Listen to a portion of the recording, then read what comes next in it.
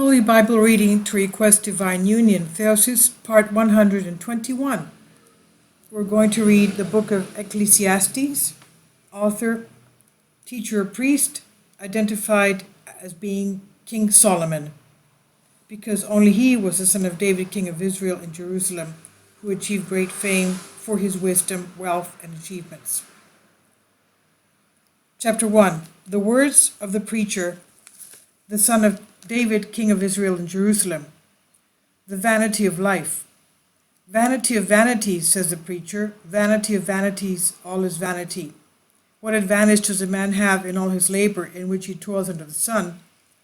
A generation comes and a generation goes, but the earth stands forever. The sun rises and the sun sets and returns to its place. The wind rises and goes towards the south and swirls towards the north. The wind whirls in a circular motion and returns a full circle. All the rivers flow to the sea, yet the sea shall not be filled. To the place where the rivers flow, there they return again. All words are wearisome, and man will not be able to say them. Neither will the eye be satisfied with seeing, nor will the ear be filled with hearing. What has been is what will be, and what has been done is what will be done. There's nothing new under the sun. Who will speak and say, "See, this is new"? For it has already been in the ages that have passed before us. There is no remembrance of former things, and indeed there shall be no remembrance of later things, but the things that will come after that. Futilities of man's wisdom. I, the preacher, was king over Israel in Jerusalem. I gave my heart to seek out and to prepare itself in wisdom concerning all things under the sun, under heaven, for God has given painful distraction to the sons of men to be occupied therein. I beheld all the works done under the sun, and behold, all is vanity, and is a choice of one's spirit. That which has become crooked cannot be made straight, and what is lacking cannot be counted. I spoke in my heart, saying, Behold, I have become great, and have acquired wisdom beyond all before me in Jerusalem. And my heart has experienced much wisdom and knowledge. I gave my heart to know wisdom and knowledge, to learn proverbs and understanding, and this too was waywardness of spirit. For in the abundance of wisdom there is abundance of knowledge, and he who increases knowledge will increase suffering. Chapter 2. The vanity of merriment. I said in my heart, Come now, I will test you with merriment and see if this is good, and behold, this too is vanity. I said concerning laughter, This is madness, and concerning merriment, what does this accomplish? I searched in my heart that I might excite my flesh as with wine, and my heart guided me with wisdom to grasp what is foolishness, until I might see what is good for the sons of men, that which they should do under the sun all the days of their life. I made my works great. I built myself houses and planted vineyards for myself. I made myself gardens and parks and planted all kinds of fruit trees in them. I made pools of water for myself, from which to water growing trees. I acquired male and female servants, and servants were born in my house, and I had abundant possessions of herds, flocks, more than all before me in Jerusalem.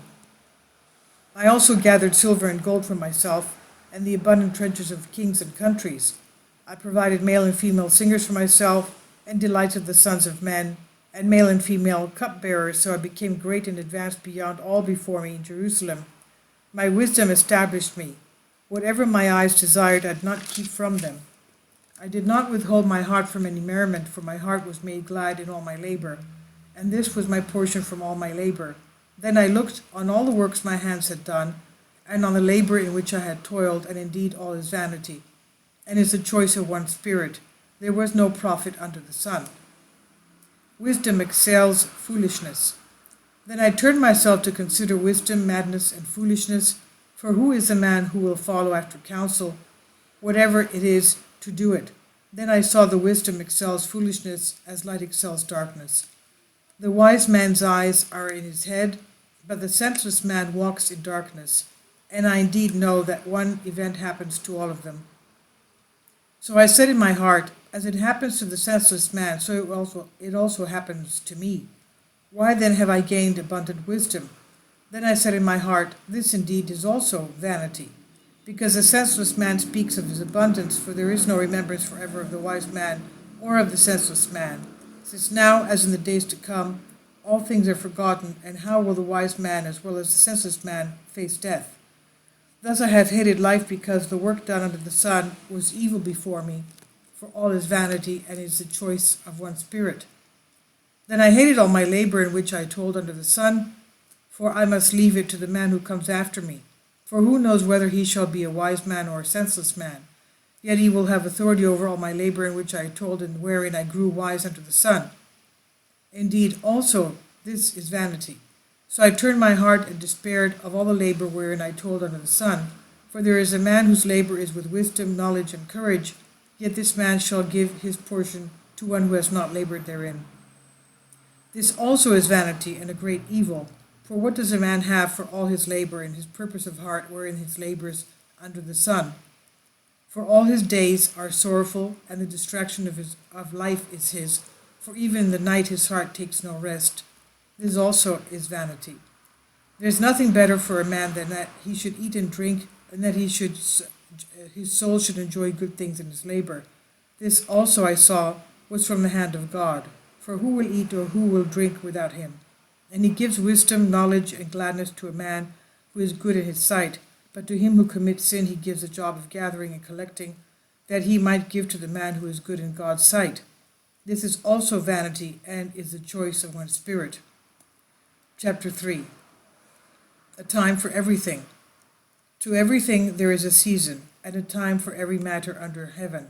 A time to give birth, a time to die, a time to plant, a time to pluck what is planted, a time to kill, a time to heal, a time to pull down, a time to build up, a time to weep and a time to laugh, a time to mourn and a time to dance, a time to throw stones and a time to gather stones, a time to embrace and a time to refrain from embracing, a time to seek and a time to lose, a time to keep and a time to throw away, a time to tear and a time to sow, a time to keep silent and a time to speak, a time to love and a time to hate, a time of war and a time of peace. The gifts of God. What profit has a worker from all his labors? I have seen altogether the task which God has given to the sons of man to be engaged in. He made everything beautiful in its time, and he indeed put eternity in their hearts in such a way that man may not find out the work God made from the beginning to the end. I know there is nothing better for them than to rejoice and do good in their lives. Indeed, every man should eat and drink and experience the good in all his labor. This is God's gift to him. I know that whatever things God does, they shall be forever. Nothing can be added to or taken away from these things. For God did them that men would fear before him. What is has already been, and what is to be has already been. And God will require an account of what is past. God judges all. Moreover, I saw under the sun the place of judgment. The ungodly man was there. I also saw the place of the righteous man. The ungodly man was not there. I said in my heart, God will judge both the righteous man and the ungodly man, for there is a time for every action and every work. I said in my heart, concerning the speech of the sons of men, God will judge them so as to show them that indeed they are themselves like animals. For what happens to the sons of men also happens to animals. One thing befalls them, as in the death of one, so also the death of the other, and there is one breath to all. So what advantage does a man have over an animal? For all things are vanity, all go to one place, all are from the dust, and all return to the dust. Who knows the spirit of the sons of men, whether it goes upward, and the spirit of animal, whether it goes downward to the earth? So I saw that there was no good except that a man should rejoice in his works, for that is his portion. For who shall bring him to see what happens after him? Chapter 4. Those oppressed. Then I returned and saw all the oppressions under the sun. Behold, the weeping of the oppressed, but they have no comforter. On the side of the oppressors was power, and they have no comforter. So I praised those who were already dead, more than the living, as many as are alive until now. Better than both these is he who has not yet been born, who has not seen all the evil work done under the sun. Again I saw all the labor and all the courage of the worker, that this is the zeal of the man because of his companion. Is this also vanity, and is the choice of one spirit? The senseless man folds his hands and consumes his own flesh. Better is a handful of rest than 2 handfuls of labor, and it is choice of one spirit. Then I returned and saw vanity under the sun. There is one, and there is not a second one, and he has neither son nor brother. There is no end to all his labor. Neither is his eye satisfied with wealth, but he never asks, for whom do I labor and deprive myself of goodness? This also is vanity and a painful distraction. The treasures of friendship. Two are better than one, because they have a good reward for their labor. For if they fall, one will lift up his companion. But woe to him who is alone when he falls, for there is not a second one to help him up. If two lie down together, both stay warm. And how can one stay warm alone? If one is at his strength, two will stand before him, and a threefold cord is not quickly broken. An unlikely king. Better is a poor and wise youth than an old and senseless king, who will no longer take advice, for his youth shall come from the house of prisoners to reign. Even though in his kingdom he was born poor, I saw all the living who walk under the sun, and they were with the youth, all who will establish in the king's place. There was no end of all the people over whom he was made king. Yet those who come afterward will not rejoice in him. Surely this also is vanity, and is in the choice of one's spirit. Draw near to God. Walk carefully when you go to the house of God, and draw near to hear, rather than to offer the sacrifice of senseless men, for they do not know that they do evil. Chapter 5. Do not be hasty with your mouth, and do not let your heart be quick to utter a word before God, for God is in heaven, and you are on earth. Therefore let your words be few, for a dream comes in a multitude of distractions, and the voice of a senseless man is a multitude of words. When you make a vow to God, do not delay to pay it, for his will is not in senseless men. So pay whatever you vowed. Better not to vow than to vow and not pay. Do not let your mouth cause your flesh to sin, and do not say in the presence of God, it was a mistake. Why should God be angry at your voice and destroy the work of your hands? For in a multitude of dreams there are vanities and many words, but you should fear God. The vanity of riches.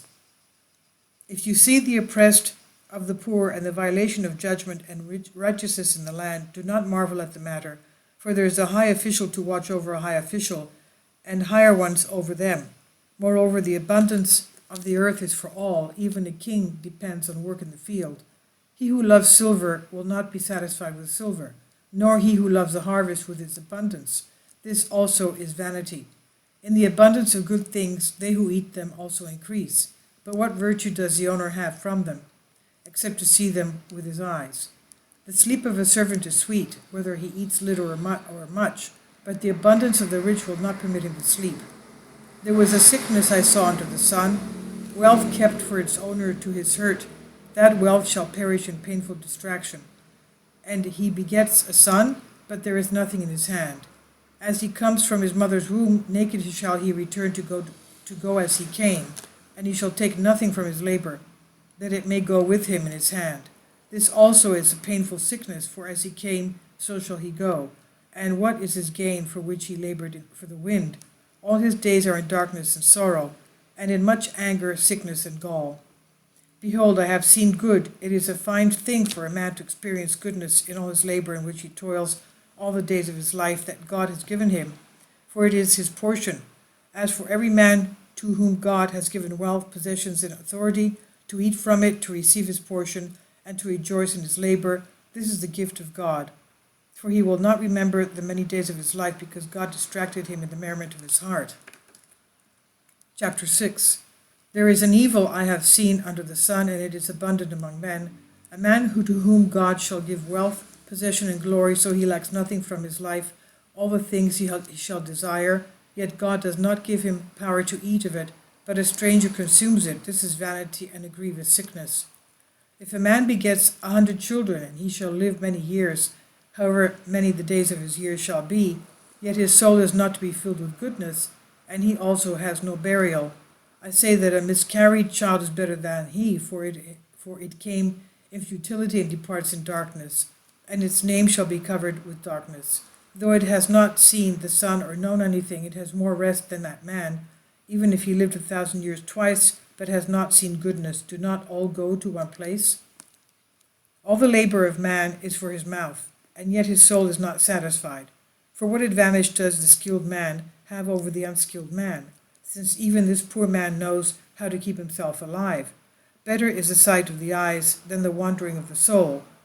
This also is a vanity and is a choice of one's spirit. If anything has come to be, its name has already been used, and it is known what man is, that he is unable to dispute with him, who is stronger than he. Since there are many words that multiply vanity, what advantage does man have? For who knows what is good for man in his life? For all his days in life, which pass like a shadow, are spent in vanity. Who can tell a man what will happen under the sun after he is gone? Chapter 7. The value of wisdom. A good name is better than good olive oil, and the day of one's death than the day of one's birth. It is better to go to the house of mourning than to go to the house of drinking, for this is the end of every man, and the living will take it to heart. Sorrow is better than laughter, for by a sad countenance the heart is made better. The heart of the wise is in the house of mourning, but the heart of senseless men is in the house of merriment.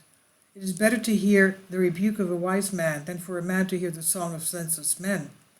For like the crackling of thorns under the pot, so is the laughter of senseless men. This also is vanity. Oppression makes a learned man dizzy and destroys his vigorous heart. The ends of matters is better than their beginning, and a patient man is better than one haughty in spirit. Do not be hasty in your spirit to be angry, for anger rests in the bosom of senseless men. Do not say, why were the former days better than these? For you do not inquire wisely concerning this. Wisdom is good with an inheritance, and profitable to those who see the sun. For wisdom in his shadow is as a shadow of silver, but the abundance of the knowledge of wisdom will give life to him who has it. Behold the works of God, for who can put in order him who God made crooked? In the day of what is good, live in that goodness. But in the day of trouble, consider also that God made one harmonious with the other, that a man may not find out anything that will come after him. I saw everything in my days of vanity. There is a righteous man who perishes in his righteousness, and there is an ungodly man who remains alive in his vice. Do not be overly righteous, nor be overly wise, lest you become confounded. Do not be very ungodly, nor be hardened, lest you die before your time. This is good that you lay hold of this, and do not let your hand let go of it.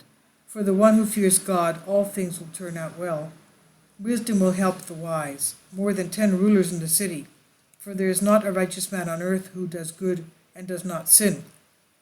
Also, do not take to heart all the words people say, lest you hear your servant cursing you, for very often he will act in an evil manner against you.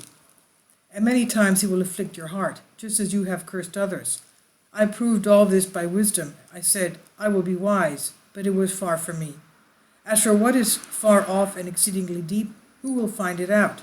I and my heart went about to know, and to search and seek out wisdom and the account of things, and to know the foolishness, hardness, and madness of the ungodly man.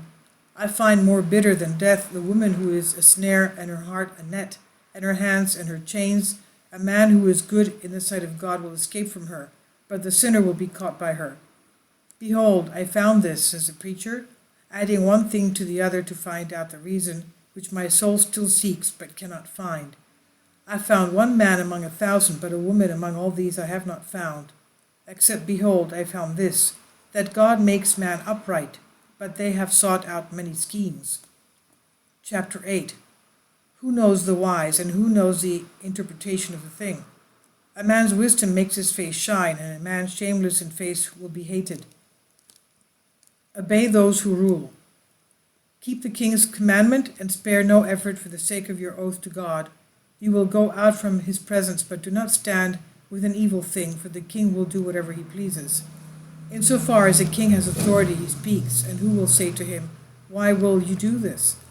He who keeps his commandment will not know an evil thing, and a wise man's heart knows the time of judgment. For to every matter there is a time and a judgment, because the knowledge of a man lies heavily upon him. For there is no one who knows what is going to be. For who will tell him how it shall be? No one has the authority over his spirit to withhold his spirit, and no one has authority in the day of his death. There is no discharge in that war, and ungodliness will not save those given to it.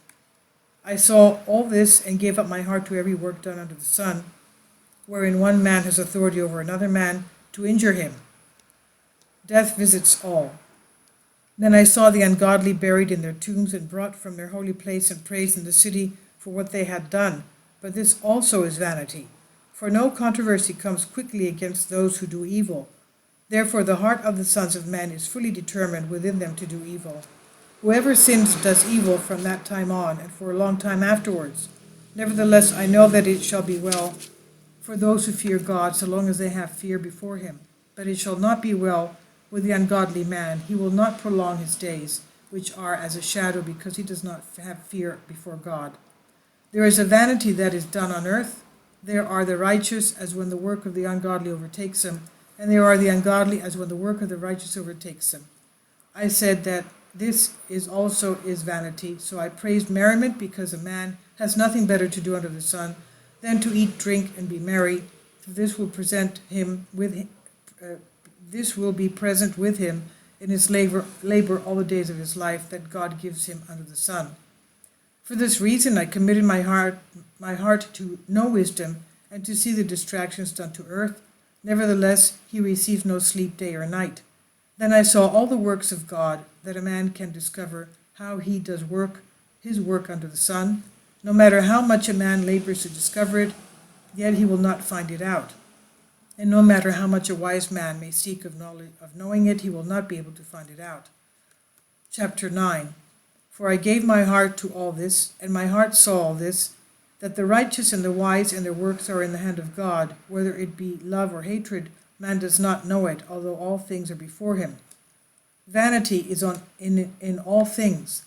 One event happens to the righteous man and the ungodly man, to the good man and to the evil man, to the pure man and the impure man, to the man who sacrifices and the man who does not sacrifice.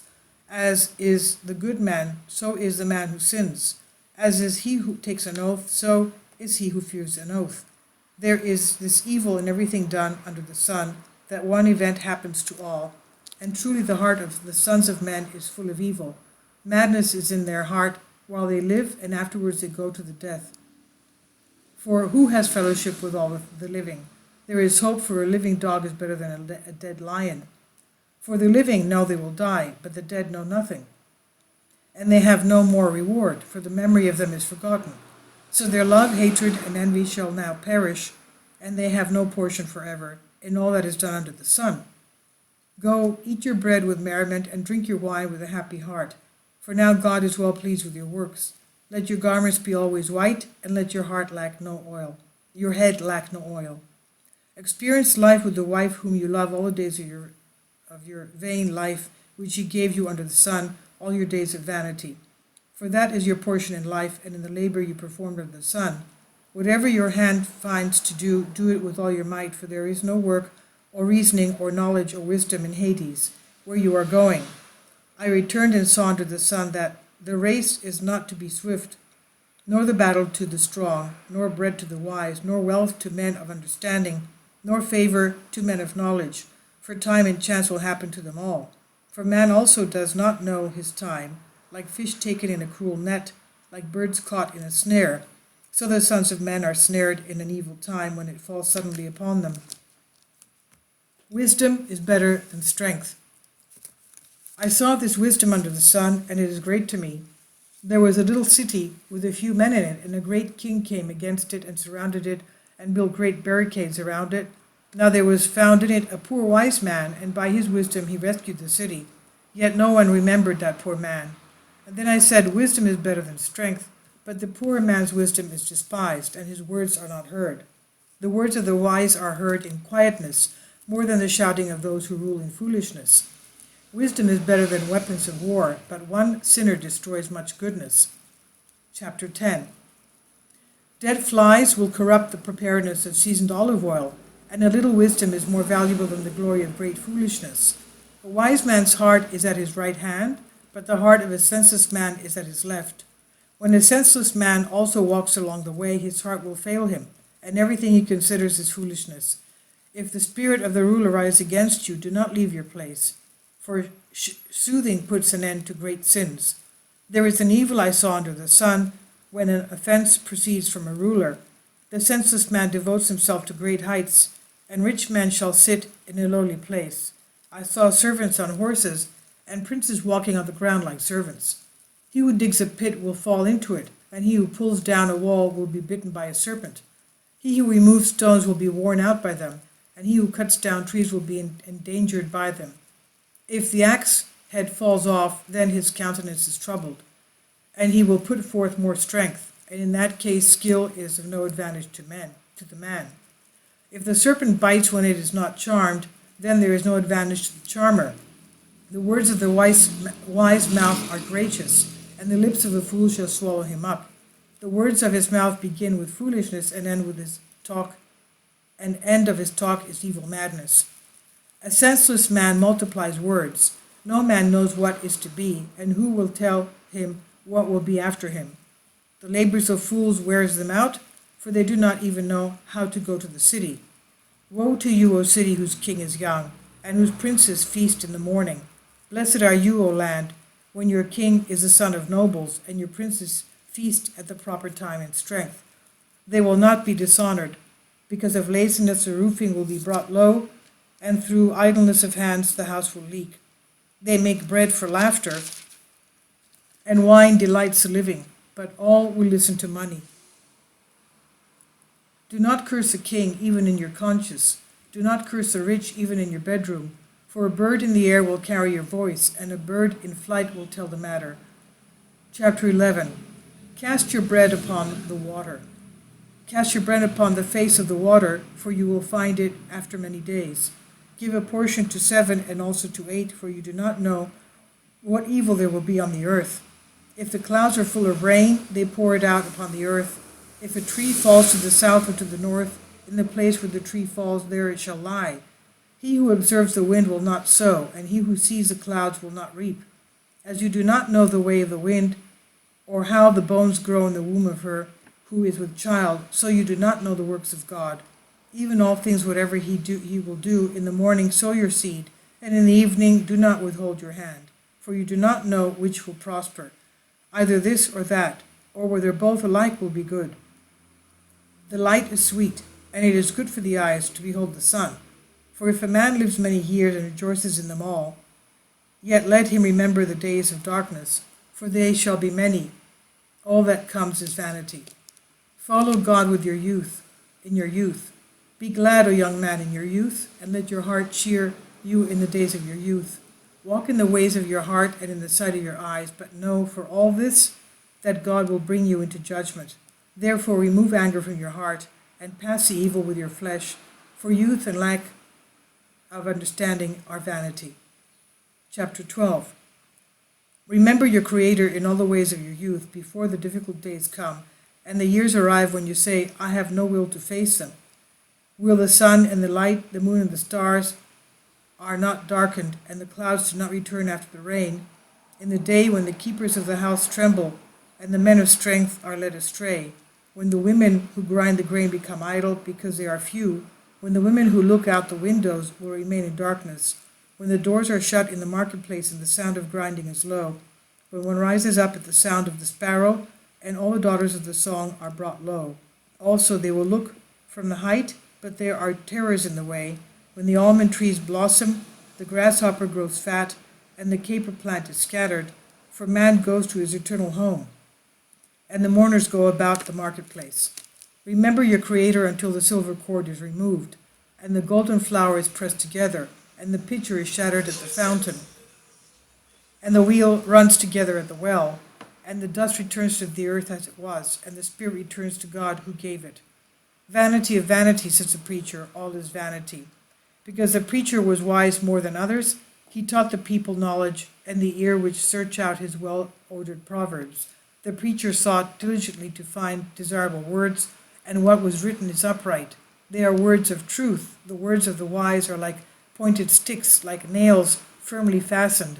They are given from the collections and abound from them by one shepherd. Moreover, my son, guard yourself, for there is no end to the makings of many books, and much study is weariness in the flesh. Hear the conclusion of the whole matter. Fear God and keep his commandments, for this is the whole man. For God will bring every work into judgment, including everything that has been overlooked, whether it be good or evil. The Song of Songs. Traditionally, Solomon, who is referred to 7 times, is the author of this, about 965 to 960 BC, according to early Jewish tradition. Chapter 1, The Bride. The Song of Songs, which is Solomon's. Let him kiss me with the kisses of his mouth. For your love is better than wine, and the smell of your ointment is better than all spices. Your name is an ointment poured forth. Therefore the young maidens love you. They draw you. Companions, we will run after you for the smell of your ointments. The bride. The king brought me into his chamber. Companions, let us be extremely joyful and glad in you. We will love your breasts more than wine. Uprightness loves you. The bride.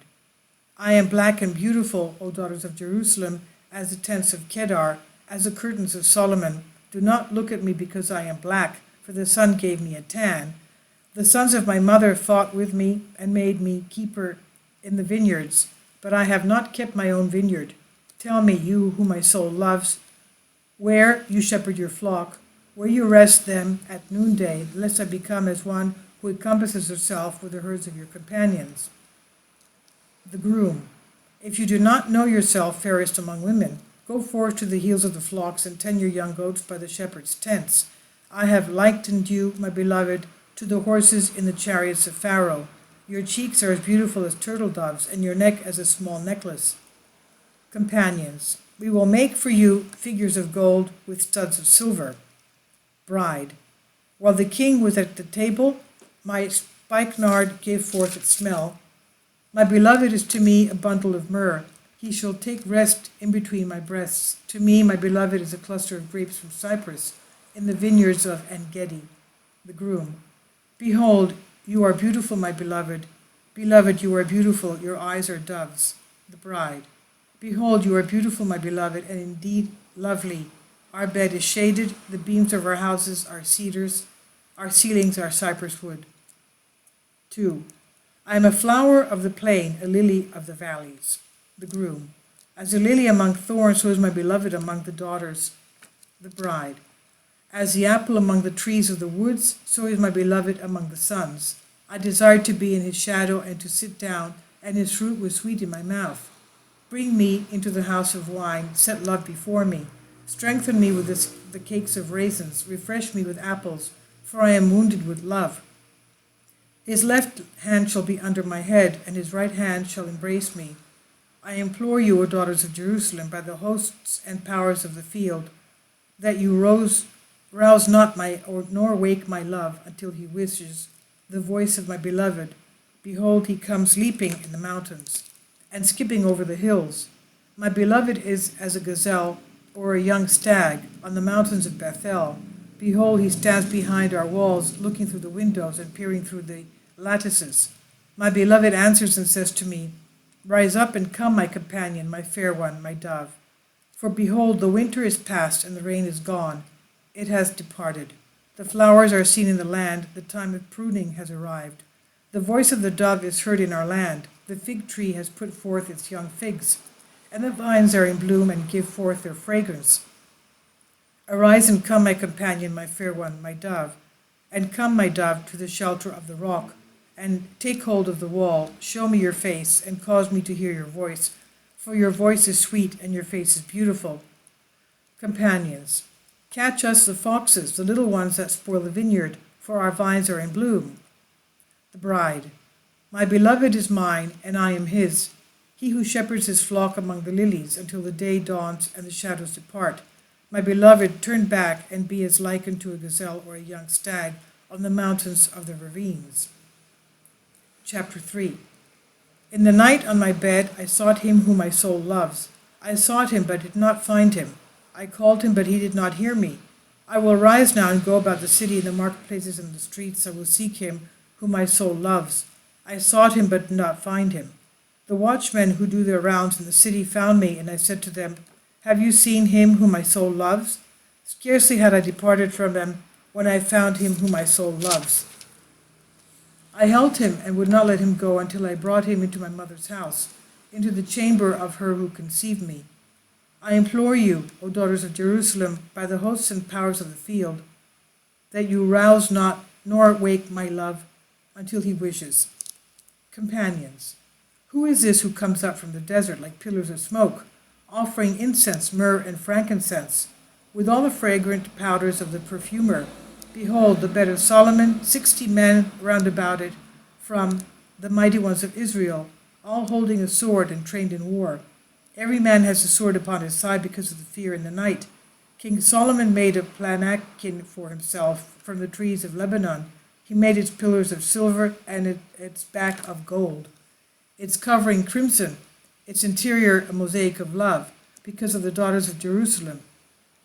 Go forth and look at King Solomon, and the crown with which his mother crowned him, in the day of his wedding, in the day of the gladness of his heart. The Groom, chapter 4. Behold, you are beautiful, my companion. Behold, you are beautiful. Your eyes like doves behind your veil. Your hair is like flocks of goats coming down from Gilead. Your teeth are as flocks of shorn sheep that went up from the washing, all of them bearing twins, and none among them is barren. Your lips are like a thread of scarlet, and your manner of speech is pleasant. As the rind of a pomegranate are your cheeks behind your veil. Your neck is like the Tower of David, the one built on courses of stone. 1,000 shields hang upon it, all the arrows of the mighty men. Your two breasts like two fawns, twins of a gazelle that feed upon the lilies, until the day dawns and the shadows depart. I will go my way to the mountain of myrrh, to the hill of frankincense. You are altogether beautiful, and there is no blemish in you. Come from Lebanon, my bride, come from Lebanon. Begin with faithfulness, you shall come and pass through from the top of Senir and Hermon, and from the dens of lions and the mountains of leopards.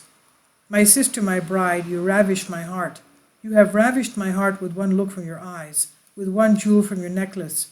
My sister, my bride, how beautiful are your breasts, and how much more beautiful are your breasts than wine, and the fragrance of your garments than all the spices.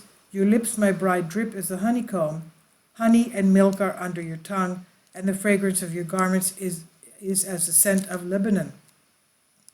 My sister, my bride, is an enclosed garden, a sealed fountain. Your plants are a garden of pomegranates with the fragrance of the fruit harvest, and aromatic plants. Spikenard and saffron, calamus and cinnamon, with every tree of Lebanon, myrrh alloys with all the finest spices, a fountain of gardens, a well of living and rushing water from Lebanon. The bride. Awake, O north wind, and come, O south wind. Blow through my garden, and let my spices flow out. Let my beloved come to his garden and eat of his fruits. Chapter 5. The Groom. I came into my garden, O my sister, my bride. I harvested my myrrh with my spices. I ate my bread with my honey. I drank my wine with my milk. O friends, eat and drink, and O brothers, drink abundantly. The bride. I sleep, but my heart keeps watch. The voice of my beloved, he knocks at the door. Open to me, my sister, my companion, my dove, my perfect one, for my head is wet with dew, and my locks of hair with the drops of the night. I have taken off my tunic, how can I put it back on? I have washed my feet, how can I dirty them? My beloved put his hand by the opening of the door, and my heart was stirred by him. I arose to open to my beloved. My hands dripped with myrrh, my fingers with choice myrrh. Upon the handles of the door I opened it for my beloved, but my beloved had passed by. My soul went after him because of his word. I sought him, but did not find him. I called him, but he did not answer me. The watchmen who encircled the city found me. They struck and wounded me. The guards of the walls removed my veil. I implore you, O daughters of Jerusalem, by the host of the powers of the field, if you find my beloved, what shall you tell him? That I am wounded with love. Companions, what is your beloved more than another beloved? My beautiful one among women, what is your beloved more than another beloved? That you implore us? The bride. My beloved is a shining and fiery light, chosen from countless thousands. His head is like refined gold. His locks of hair are shiny and black, like a raven's feathers. His eyes are like those of doves sitting by pools of water, having eyes bathed in milk and fitly set. His cheeks are like bowls of spices pouring forth perfumes. His lips are lilies dripped with choice myrrh. His hands are like elaborate gold set with precious stones. His stomach is like an ivory tablet inlaid with sapphire stones. His legs are like pillars of marble established on golden feet. His appearance is like Lebanon, choice as the cedar trees. His mouth is most sweet and altogether desirable. He is my beloved, my companion, O daughters of Jerusalem. Chapter 6. Companions. Where has your beloved gone, you beautiful one among women? Where has your beloved turned his attention? For we will seek him with you. The bride. My beloved has gone down to his garden, to the beds of spices, to shepherd his sheep in the gardens, and to gather lilies. I am my beloved's, and my beloved is mine. My beloved is mine. He who shepherds his sheep among the lilies. The groom. You are beautiful, my companion. You are my good pleasure. You are as beautiful as Jerusalem. You are as awesome as an army set in array. Turn away your eyes from before me, for they have ravished me. Your hair is like flocks of goats coming down from Gilead. Your teeth are as flocks of sheep that are sheared, which came up from the washing. All of them bear twins, and none among them is barren. Your lips are like scarlet thread, and your manner of speech is lovely. Your cheeks outside your veil are like the rind of a pomegranate. There are 60 queens and 80 concubines, and maidens without number. My dove, my perfect one, is the only one, and she is the only one of her mother, the choice of the one who bore her. The daughters saw her and considered her blessed. The queens and the concubines will also praise her. Who is she who looks forth as the early morning, beautiful as the moon, choice as the sun, awesome as the army set in array? Bride. I went down to the orchard of nut trees to see the fruits of the valley, to see if the vineyard has blossomed, and if the pomegranates had put forth blossoms. There I will give my breast to you. My soul did not know it. It made me as a chariot of Amminadab. Chapter 7. Companions. Return, return, O Shulamite, return, and we will look at you. The groom. What will you see in the Shulamite, she who comes as the troops of armies? Why are your feet beautiful in your sandals, O daughter of Nadab? The curves of your thighs are like small necklaces, the work of a skilled craftsman. Your navel is like an elaborate bowl, not lacking mixed wine, and your stomach is like a heap of wheat set about with lilies. Your two breasts are like two fawns, the twins of gazelles, and your neck is like a tower of ivory, and your eyes are like pools in Heshbon, by the gates of the daughters of many. Your nose is like the tower of Lebanon, pointing towards Damascus. Your head crowns you like Carmel, and your locks of your hair are like a purple garment. The king is held captive by your beauty, by your curls. How beautiful and how sweet you are, O love, with your delights. This greatness of yours is like the palm tree, and your breast like a cluster of grapes. I said, I will climb up the palm tree and grasp hold of its high branches. Indeed, your breast shall be like clusters of vine, and the fragrance of your nose like apples, and your mouth like a good wine that goes down smoothly for my beloved, fit for my lips and teeth. The bride. I am my beloved's, and his desires towards me. Come, my beloved, let us go forth into the field, and let us lodge in the villages. Let us rise early in the morning in the vineyards. Let us see if the vine has flowered, if the blossoms have appeared, if the pomegranates have blossomed. There I will give you my breast. The mandrakes have put forth an aroma. The fruits of all kinds, new and old, are at our doors. My beloved, I have kept them for you. Chapter 8. Who would have granted you, my brother, to nurse at my mother's breasts? I would have found you outside, I would have kissed you, and no one would despise me. Then I would take you along and lead you to my mother's house, into the chamber of her who conceived me. I would give you spiced wine to drink, the juice of my pomegranates. His left hand would be under my head, and his right hand would embrace me. I implore you, O daughters of Jerusalem, by the hosts and powers of the field, do not rouse nor wake my love until he wishes. Companions. Who is she who comes up, is made white, and leans on her beloved? The groom. Under an apple tree I raised you up. There your mother travailed in labor for you. There she who travailed in labor for you gave you birth. Set me as a seal upon your heart, as a seal upon your arm, for love is as strong as death, jealousy as cruel as Hades. Her sparks are sparks of fire, even the flames thereof. Much water will not be able to quench love, nor will rivers drown it. If a man should give all his possessions for love, men would utterly despise them. Companions. Our sister is small and has no breasts. What will we do for our sister in the day when she is spoken for? If she is a wall, let us build silver battlements on her. And if she is a door, let us carve cedar panels for her. The bride. I am a wall, and my breasts are as towers. I was in his eyes as one who found peace. Solomon had a vineyard in Baal Haman. He entrusted his vineyards to keepers, a man who was to bring 1,000 silver coins for its fruit. My vineyard before me is mine. O Solomon, you shall have 1,000, and those who keep its fruit 200. The groom.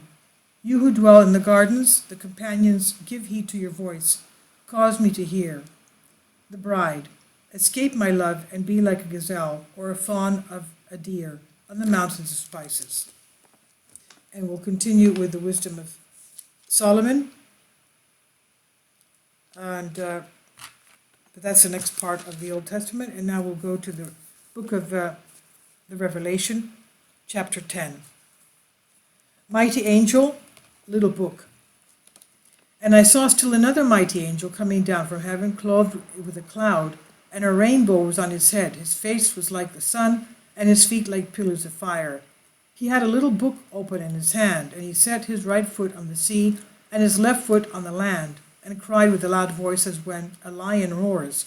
When he cried out, 7 thunders uttered their voices. Now when the 7 thunders uttered their voices, I was about to write, but I heard a voice from heaven saying to me, Seal up the things which the 7 thunders uttered, and do not write them. The angel whom I saw standing on the sea and on the land raised up his hand to heaven, and swore by him who lives forever and ever, who created heaven and things that are in it, and earth and the things that are in it, and the sea and the things that are in it, and that there should be no delay, there should be delay no longer. But in the days of the sounding of the 7th angel, when he is about to sound, the mystery of God would be finished, as he declared to his servants the prophets. John eats the book. Then the voice which I heard from heaven spoke to me again and said, Go, take the little book which is open in the hand of the angel who stands on the sea and on the earth. So I went to the angel and said to him, Give me the little book. And he said to me, Take and eat it, and it will make your stomach bitter, but it will be as sweet as honey in your mouth. Then I took the little book out of the angel's hand and ate it, but it was as sweet as honey in my mouth. But when I had eaten it, my stomach became bitter. And he said to me, You must prophesy again about many people, nations, tongues, and kings. Now, the notes to chapter 10 are these. John once again beholds from earth the angel's descent. God's message comes to him in a little book or scroll. The descriptive features of the angel are common symbols for divine glory. His feet are on the sea and land, shows his immensity and his authority to speak to the whole earth. And chapter 10, verses 3 and 4, the angel's voice, like a lion's roar, reminds us of God readying himself for judgment. The 7 thunders probably refer to the divine voice, a fullness of terror, power, and magnificence. In Dan 12:4, God tells the prophet to seal up what has been written in his book. So too St. John is told regarding what the 7 thunders have revealed. This command not to write about the utterance shows John's revelation does not exhaust divine decrees for humanity. Undisclosed mysteries remain. And then verse 5 and 7 of chapter 10, the angel lifted his hand in the form of taking an oath, swears that the fullness of the time has arrived and God's plan for history of the mystery of God is to be completed. This recalls Psalm 118, proclaiming that by the deacon at the beginning of the divine liturgy, this is time for the Lord to act, as an answer to the question of the martyrs dwelling under the altar. Lives forever and ever is literally unto ages of ages, the closing phrase of most Orthodox Christian prayers. And chapter 10, verse 8 to 11, the voice of God directs John to take the book. The symbolism of eating refers to receiving a revelation from God. John's account has many parallels to the commissioning of Ezekiel chapter 2:8 and 3:3, also Psalms 118:103. The contrast between sweetness in the mouth and the bitterness in the stomach shows the sweetness of receiving God's revelation, announcing God's victory for his people, as opposed to the bitterness of its message of woe, announcing God's terrible judgments as well as suffering for his faithful ones. And we'll continue with chapter 11 of Revelation in the next reading. God bless you, and thank you for your support.